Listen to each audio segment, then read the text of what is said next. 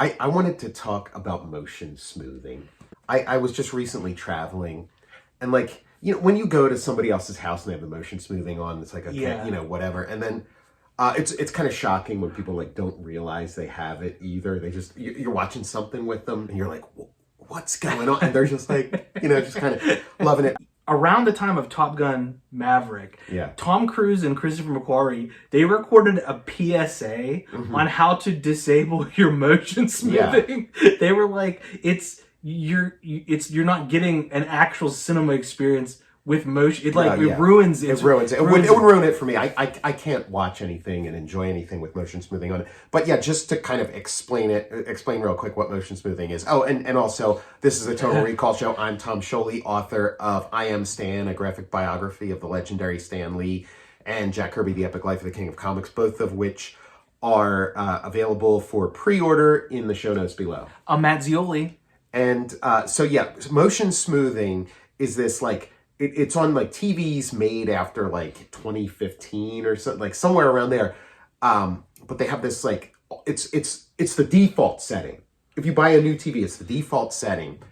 And what it does is, if you've ever watched a TV show or a movie or something, and you're like, why does it look weird? Why is everybody moving? Like, why does everybody look like a shapeshifter or something? You know, and it looks like it's like being sped up or like played in reverse. You know, it's like, it looks so funky. And it's because it's this like feature that they've added to TVs that it creates like a uniform frame rate. It creates a frame rate for everything where if it's got a slower than you know, whatever the digital frame rate is, it inserts digitally created frame rates. It's your TV, like, you know, all TVs are computers. They're basically computers. And your TV's computer will calculate the in-between of it has this frame and it has this frame. So it will digitally create what it thinks are the in-between frames. So it's supposed to give you like, it's like more realistic. I don't know. When you want, like, the cinema is the unrealistic frame rate. Well, that's the other thing. Like, they say it looks realistic, but it smooths it out. It smooths it out. But it ends up making everything look like a telenovela. Like, everything looks like a daytime drama, soap opera kind of thing, with like the bad cameras, bad video. But it kind of struck me this, because like I had it was a hotel TV, and like they didn't give you like the TV remote. You just had the cable remote. Yeah. So you could press the button that turns on the TV and the cable, and you could switch the channels, but you couldn't access any of the TV menus where you could like disable it. So this was the first time like I couldn't get at it. And I just started thinking like, what is the purpose of this? Because it makes like the entire history of cinema and television look completely bizarre and strange. Like, why did they think this was a good idea? And so I was reading up on it because I'm like what looks better this way? And was it for sports? In my research it was like video games, which I can understand because a video game, it's like, you know, it'll kind of give your video game a little boost, you know, of like smoothing out motion. It's like, okay, I can get that. And then it was like sports, which I guess maybe it makes it easier to follow the tennis ball or something. I don't know, but it listed those two things. So then it's like, well, then why is it applied to everything, and why is it default? Like, so it's like there's two things that it's supposedly better for, so we're just going to apply it to like Casablanca. We're going to apply it to like every movie. It creates like a sickening uncanny valley type scenario. It's nails on a chalkboard to like, I look at, but then they're like, it seems like a lot of people are just kind of like, yeah, hey, you know, they're not, it's like, I could understand if you were like, oh, my TV's acting weird, I don't know why it is. But like, it's not even that. It's just, they're just like watching it and like, oh, this is great. You know,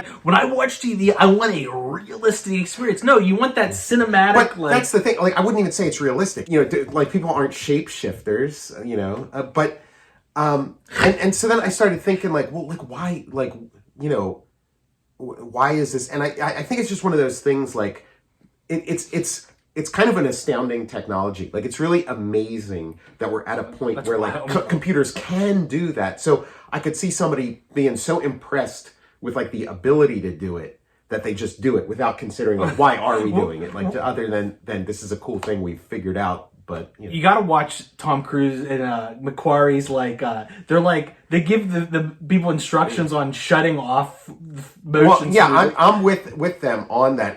But now I suggest the Maverick motion smoothing challenge, where everybody turn motion smoothing on a TV and watch it and see like how much you can take. Because it does make everything look really, like I said, it's like it looks like they're in fast forward. Or something, or you know, like they're just not moving in a natural way. No, it's not like making something more smooth doesn't make it more realistic. Real. Yeah.